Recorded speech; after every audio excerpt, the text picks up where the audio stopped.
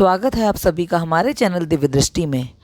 आज से पितृपक्ष शुरू होने वाले हैं। आप सभी जान लें तुलसी माँ से जुड़ी हुई ये ज़रूरी बात, वरना माँ लक्ष्मी आपसे रुष्ट हो जाएंगी। आज से ही गणेश उत्सव समाप्त हो रहे हैं और अब पितृपक्ष शुरू होने जा रहे हैं। पितृपक्ष श्राद्ध 15 दिन तक चलते हैं। इस दौरान पितरों को याद किया जाता है। उनकी आत्मा की शांति के लिए श्राद्ध, कर्म, दान, पुण्य आदि किए जाते हैं। इससे पितृ प्रसन्न होकर सुख समृद्धि का आशीर्वाद देते हैं। इस साल पितृपक्ष 17 सितंबर या 18 सितंबर 2024 से प्रारंभ हो रहे हैं और 2 अक्टूबर 2024 तक चलेंगे। इस बीच 18 सितंबर को चंद्र ग्रहण और 2 अक्टूबर को सर्वपितृ अमावस्या के दिन सूर्य ग्रहण लगेगा। पितृपक्ष के दौरान कई नियमों का पालन करना जरूरी होता है। यह नियम न केवल श्राद्ध कर्म करने वाले व्यक्ति के लिए बल्कि पूरे परिवार के लिए भी होते हैं। पितृपक्ष के दौरान तुलसी माँ के पौधे से जुड़े कुछ नियमों का पालन करना भी जरूरी होता है, वरना माँ लक्ष्मी नाराज हो जाती हैं। लक्ष्मी जी की नाराजगी गरीबी लाती है। पितृपक्ष में तुलसी के नियम क्या होते हैं? पितृपक्ष में तुलसी पूजन आदि को लेकर विशेष ध्यान रखना जरूरी है, क्योंकि तुलसी का पौधा माँ लक्ष्मी का रूप होता है।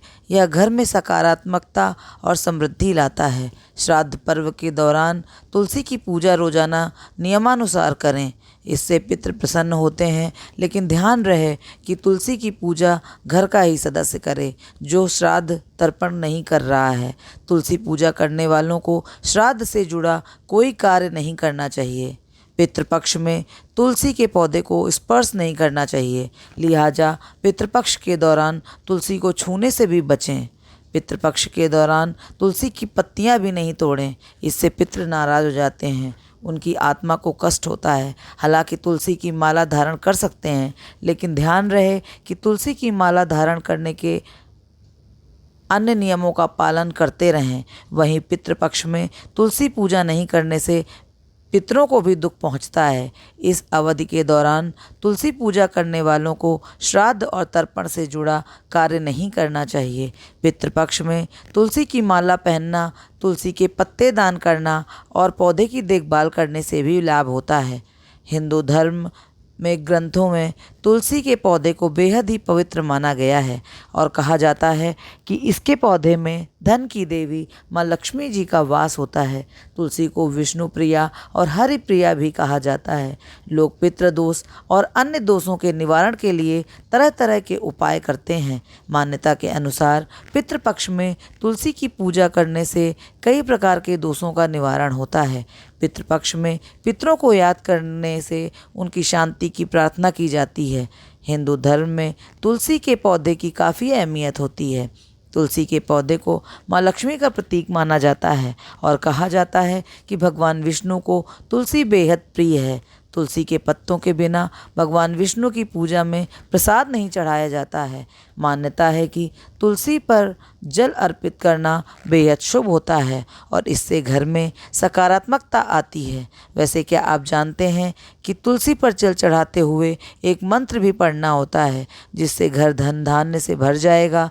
इस दौरान पूजा पाठ और अनुष्ठान किए जाते हैं। इस दौरान अगर तुलसी पूजा से जुड़ी कोई पूजा कर रहे हैं तो कुछ सावधानियां भी बरती जाती हैं। पितृपक्ष में तुलसी को बेवजह नहीं छूना चाहिए। अगर छूने की ज़रूरत पड़ रही है तो स्वच्छता और पवित्रता का ध्यान रखना बहुत ज़रूरी होता है, क्योंकि इसे शास्त्रों में पवित्र माना गया है। हिंदू पंचांग के अनुसार पितृपक्ष भाद्रपद महीने की पूर्णिमा तिथि से ही शुरू हो जाते हैं, जो कि अश्विन महीने की अमावस्या को समाप्त होते हैं। लेकिन इस बार भाद्रपद में अनंत चतुर्दशी यानी गणेश विसर्जन का दिन पूर्णिमा एक ही तिथि को पड़ रही है। पितृपक्ष को लेकर मान्यताओं के आधार पर कई प्रकार के नियम होते हैं, जिनका लोग पालन करते हैं। वही माना जाता है कि इन नियमों को तोड़ने पर पितृ नाराज हो जाते हैं, जिसके चलते परिवार के सदस्यों को नुकसान हो सकता है। धार्मिक ग्रंथों के अनुसार अगर तुलसी जी पर जल चढ़ाते समय मंत्र का 11 या 21 बार जाप किया जाए तो बुरी नज़र से भी बचाव होता है। साथ ही घर में धन धान्य की वृद्धि होती है। विष्णु भगवान की पूजा में तुलसी जल चढ़ाना जरूरी होता है। इसीलिए तुलसी का पत्ता तोड़ते समय मंत्र का जाप करें। इससे पूजा का दोगुना लाभ मिलता है। अगर किसी को नज़र लग गई हो तो उसके सिर से लेकर पाँव तक तुलसी के पत्ते और साथ में काली मिर्च के दाने लेकर 21 बार उतार लें और फिर इसे नदी में प्रवाहित कर दें। इससे बुरी नज़र दूर हो जाएगी। भगवान विष्णु को तुलसी चढ़ाते समय इसमें चंदन लगाएं। इससे विष्णु जी प्रसन्न होते हैं। ऐसा करने से घर में बरकत भी होती है। तुलसी जी की पूजा करते समय शुद्ध देसी घी का दीपक जरूर जलाएं। इससे सकारात्मकता बढ़ती है, साथ ही घर में समृद्धि आती है। तुलसी के पत्ते को भोजन में शामिल करना पवित्र माना जाता है और देवी देवताओं के भोग में इसके पत्ते को शामिल किया जाता है। ऐसे में अगर आप पितृपक्ष के में पितरों के भोजन में तुलसी के पत्ते को शामिल करते हैं तो ऐसा करने से सभी तरह के दोष मिट जाते हैं और पितरों को मोक्ष की प्राप्ति होती है। पितृपक्ष में तुलसी के पौधे के पास एक कटोरी रखें और हथेली में गंगा जल लेकर इसे धीरे धीरे कटोरी में डालें। साथ ही सच्चे मन से पितरों को याद करें। पितरों के नाम का 5 या 7 बार जप करें। इसके पश्चात इस जल का पूरे घर में छिड़काव करें। मान्यता है कि इस उपाय को करने से घर में उत्पन्न नकारात्मक ऊर्जा से छुटकारा मिलता है। इस उपाय को विधि पूर्वक करने से शुभ फल की प्राप्ति होती है। अगर आप जीवन में पैसों की कमी का सामना कर रहे हैं तो तुलसी के पत्तों को एक लाल रंग के कपड़े में बांध लें और इसे तिजोरी में रख दें। इस उपाय को करने से धन आगमन के रास्ते खुल जाते हैं और आर्थिक तंगी से छुटकारा मिलता है। पितृपक्ष के दौरान पितरों के लिए विधि विधान से तर्पण और श्राद्ध करें, भोजन ब्राह्मणों को कराएं और दान दें। साथ ही वर्ष के प्रत्येक एकादशी, चतुर्दशी, अमावस्या पर पितरों को जल तर्पण करें और श्राद्ध करें। पितरों की आत्मा की शांति के लिए प्रतिदिन दोपहर के समय पीपल के वृक्ष की पूजा करें। धार्मिक ग्रंथों जैसे वेद, पुराण, उपनिषद में तुलसी को सबसे अधिक पवित्र बताया गया है। तुलसी के पत्ते का प्रयोग अधिकतर आध्यात्मिक व धार्मिक कार्यों और क्रियाओं में पवित्रता बनाए रखने के लिए किया जाता है। वहीं श्राद्ध पक्ष के दिनों में पितरों के लिए भोजन और पूजा पाठ आदि में पवित्रता बनाए रखने के लिए तुलसी के पत्ते का प्रयोग किया जाता है। श्राद्ध, कर्म, तर्पण, कर्मकांड, पिंड दान आदि को पितरों के निमित्त करने में तुलसी का प्रयोग करने में उसमें पवित्रता आने के साथ साथ दोष भी समाप्त हो जाता है, जिससे श्राद्ध का संपूर्ण फल मिलता है। सनातन धर्म में तुलसी को बहुत अधिक पवित्र माना गया है। श्राद्ध पक्ष में पितरों को निमित्त बनाने वाले भोजन, पूजा पाठ के कार्यों में पवित्रता और उसमें होने वाले दोष को समाप्त करने के लिए तुलसी को मिलाया जाता है। तुलसी को भोजन में मिलने से उसमें पवित्रता आती है और पूजा पाठ के कार्यों में तुलसी का इस्तेमाल करने से उसका हर प्रकार का दोष खत्म हो जाता है, जिससे श्राद्ध का संपूर्ण फल मिलता है। हिंदू धर्म में तुलसी का प्रयोग दोष दूर करने के लिए होता है और पितरों को मोक्ष की प्राप्ति होने के साथ साथ उन्हें परम धाम में स्थान मिलने के लिए होता है। पितृपक्ष के दौरान तुलसी की पूजा जरूर करनी चाहिए। इस समय तुलसी की पूजा नहीं करने से पितृ नाराज हो जाते हैं। हालांकि तुलसी की पूजा करने वाले व्यक्ति को श्राद्ध से जुड़े कार्यों से दूर रहना चाहिए। पितृपक्ष के दौरान तुलसी को छूना वर्जित माना गया है। हिंदू धर्म में तुलसी के पौधे को पवित्र माना जाता है, इसीलिए उसे स्पर्श करने के लिए साफ सफाई और पवित्रता का ध्यान रखना बेहद ज़रूरी है। पितृपक्ष के दौरान भूलकर तुलसी की पत्ती नहीं तोड़ें। इस समय तुलसी को छूने और पत्तियां तोड़ना वर्जित माना जाता है। पत्तियों को तोड़ने से पितृ नाराज हो जाते हैं और उनके नाराज होने में जीवन में परेशानियां बढ़ सकती हैं। पितृपक्ष के दौरान नियमित रूप से तुलसी की पूजा करें। इस समय तुलसी की माला धारण करना भी शुभ माना जाता है। तुलसी के पौधे की देखभाल से पितरों का आशीर्वाद प्राप्त होता है। साथ ही साथ समय में तुलसी की पूजा करने वाले व्यक्ति को श्राद्ध से जुड़े हुए कार्य से दूर रहना चाहिए। जो श्राद्ध से जुड़े कार्य में भाग नहीं ले रहा है उन्हें ही इसकी पूजा करनी चाहिए। शास्त्रों में ज्ञात यह भी है कि पितृपक्ष में स्नान, दान और तर्पण आदि का विशेष महत्व होता है। इस दौरान श्राद्ध, पिंडदान, कर्म आदि किसी जानकार व्यक्ति को ही करना चाहिए। साथ ही किसी ब्राह्मण या ज़रूरतमंद को भोजन, धन या वस्त्र दान करना चाहिए। और उससे पितरों का आशीर्वाद मिलता है। पितृपक्ष में पूर्वजों की मृत्यु की तिथि के अनुसार श्राद्ध कर्म या पिंडदान किया जाता है। यदि किसी व्यक्ति को अपने पूर्वजों की मृत्यु की तिथि का याद नहीं होती तो वह अश्विन कृष्ण पक्ष की अमावस्या के दिन यह अनुष्ठान कर सकता है। ऐसा करने से भी पूर्ण फल प्राप्त होता है। पितृदोष का सबसे पहला कारण है कि अपने पूर्वजों को तर्पण न करना।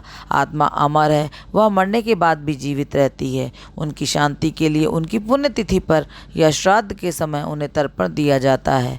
वैसे तो हर दिन तर्पण करने का नियम है, लेकिन श्राद्ध पक्ष में यह अवश्य करना चाहिए। कुछ परिस्थितियों में परिवार के सदस्य अपने पूर्वजों का तर्पण नहीं कर पाते हैं। ऐसी स्थिति में उन्हें पितृदोष का सामना करना पड़ता है। वहीं कुंडली में सूर्य, राहु और शनि की स्थिति भी पितृदोष का कारण बनती है। पितृपक्ष में अमावस्या के दिन श्राद्ध किया जाना चाहिए। घर में कोई भी शुभ कार्य होने पर पितृतर्पण का विधान हमारे शास्त्रों में बताया गया है। इन शुभ अवसरों पर लोग अपने पूर्वजों की आत्मा की शांति के लिए तर्पण और श्राद्ध करते हैं। शास्त्रों में यह भी उल्लेख है कि पितृदेवों का तर्पण विधि पूर्वक से करने से परिवार में सुख समृद्धि की प्राप्ति होती है। इस दिन पितरों की आत्मा के शांति के लिए व्रत भी रखा जाता है। सनातन धर्म में शास्त्रों के अनुसार पितरों का श्राद्ध कर्म और तर्पण परिवार का मुखिया या सबसे बड़ा पुत्र करता है। यदि पुत्र ना हो तो घर के अन्य व्यक्ति जल के माध्यम से पितरों का तर्पण कर सकते हैं। पितरों का तर्पण सुबह करें, लेकिन दोपहर में ही ब्राह्मणों को भोजन कराएं। शाम को या उसके बाद ऐसा नहीं करना चाहिए। ऐसा हमारे शास्त्रों में विधान है। पितरों का तर्पण और श्राद्ध कभी भी किसी दूसरे की ज़मीन पर नहीं करना चाहिए। पितरों को प्रसन्न करने के लिए पीपल के जल में काले तिल, दूध, अक्षत और पुष्प अर्पित करना चाहिए। पितृदोष को शांत करने के लिए यह उपाय बहुत कारागार है। पितृपक्ष के दौरान रोज शाम को घर के दक्षिण दिशा में तेल का दीपक जलाएं। ऐसा आप रोज भी कर सकते हैं। किसी ज़रूरतमंद व्यक्ति को भोजन कराने या दान देने या किसी गरीब कन्या की शादी में मदद करने से पितृ प्रसन्न होते हैं। ऐसा करने से पितृदोष भी शांत होते हैं। घर की दक्षिण दिशा में पूर्वजों की तस्वीरें लगाएं। प्रतिदिन उनसे अपनी गलतियों के लिए क्षमा मांगे। कहा जाता है कि इससे पितृदोष का प्रभाव कम हो जाता है। आइए जानते हैं कि पितृपक्ष में भूलकर भी ये ना करें और किन चीज़ों का दान करना पितृदोष से हो जाएंगे कंगाल। जाने क्या क्या दान करें और क्या ना करें। पितृपक्ष में श्राद्ध कर्म के कार्यों के साथ साथ दान का भी बहुत विशेष महत्व होता है। श्राद्ध कर्म के कार्यों से पितरों की मुक्ति मिलती है। ऐसा कहा जाता है कि पितरों के नाम से किए गए दान से व्यक्ति 1 से 100 गुना अधिक लाभ मिलता है। लेकिन आपको मालूम होना चाहिए कि पितृपक्ष में किन चीज़ों का दान करना वर्जित माना गया है। तो आइए जानते हैं पितृपक्ष में क्या दान करें और क्या ना करें। कहते हैं कि जिसका नमक खाओगे उसके प्रति सदैव ऋणी रहना होता है। इसीलिए कहा भी जाता है कि नमक का कर्ज कभी भी नहीं भूलना चाहिए। नमक का दान किए बिना पितृपक्ष कभी संपन्न नहीं माना जाता। पितृपक्ष में अधिकांश लोग कपड़ों का दान करते हैं। आप कपड़ों का दान तो कर सकते हैं, लेकिन इस बात का ध्यान रखें कि कपड़े पुराने नहीं होने चाहिए। नए कपड़ों का ही दान करना चाहिए। साथ ही कपड़े ऐसे खरीदें जिनका इस्तेमाल कोई व्यक्ति आसानी से कर सके। जबकि जूते चप्पल का दान तो आपको भूलकर भी नहीं करना चाहिए। ऐसा करने से आपका राहु प्रभावित हो सकता है और आपको राहु दोष लग सकता है। पितृपक्ष में वस्त्रों का दान तो जरूर करना चाहिए, बस ख्याल रखें कि वस्त्र बिल्कुल नए हों। इसके अलावा आप चाहें तो सोने का दान भी कर सकते हैं। स्वर्ण दान को सबसे उत्तम दान की श्रेणी में रखा गया है। अपनी सामर्थ्य के अनुसार आप सोना दान कर सकते हैं। पितृपक्ष में लोहे के बर्तनों का दान भूलकर भी नहीं करना चाहिए। दरअसल पितृपक्ष में स्टील या चांदी के बर्तनों का दान उत्तम माना गया है। आप पितृपक्ष में इन चीज़ों का दान कर सकते हैं, जबकि लोहे के बर्तन का दान नहीं करना चाहिए। उससे पितृ नाराज हो जाते हैं और आपको पितृदोष लग सकता है। मान्यताओं के अनुसार व्यक्ति को पितृपक्ष में झाड़ू का दान करने से बचना चाहिए। पितृपक्ष में झाड़ू का दान करने से आपको आर्थिक समस्याओं का सामना करना पड़ सकता है। साथ ही पितृपक्ष में अपने घर के इस्तेमाल के लिए भी झाड़ू नई खरीदनी चाहिए। पितृपक्ष में भूलकर भी तेल का दान नहीं करना चाहिए। दरअसल ऐसा करने से आपके पितृ नाराज हो जाएंगे। इस बात का विशेष ख्याल रखें कि सरसों के तेल का दान भूलकर भी नहीं करना चाहिए। पितृपक्ष में अन्न का दान करना विशेष फलदायी होता है। गेहूँ चावल का दान आप चाहें तो कर सकते हैं। इनके अभाव में कोई दूसरा अनाज भी आप दान में दे सकते हैं। इस दान को करते समय संकल्प लें। संकल्प सहित दान करने का विशेष महत्व होता है। यदि कोई व्यक्ति आर्थिक रूप से संपन्न है तो उसे किसी ज़रूरतमंद व्यक्ति को संपत्ति का दान करना चाहिए। इस दान को करने से आपको कई गुना अधिक फल मिलता है। आपको ही नहीं बल्कि आपके आने वाली पीढ़ियों को भी इसका पुण्य मिलता है। गाय का शुद्ध देसी घी का दान करना भी उत्तम माना गया है। गाय के घी को एक पात्र में रख कर दान करना शुभ और मंगलकारी माना जाता है। इस दान को करने से घर में सुख संपत्ति और समृद्धि का वास होता है। इसीलिए पितृपक्ष में इन सभी वस्तुओं में कोई भी वस्तु आप दान कर सकते हैं। इसका फल आपकी कई पीढ़ियों तक मिलेगा। पितृपक्ष के दौरान चांदी की वस्तु का दान करना भी अच्छा होता है। मान्यता यह है कि चांदी का दान करने से पितरों की आत्मा को शांति मिलती है। शास्त्रों के अनुसार पितृपक्ष में जिस दिन आप अपने पितृ के नाम पर श्राद्ध कर रहे हैं उस दिन भोजन करने वाले ब्राह्मण को चांदी की कोई वस्तु दान करना उत्तम माना जाता है।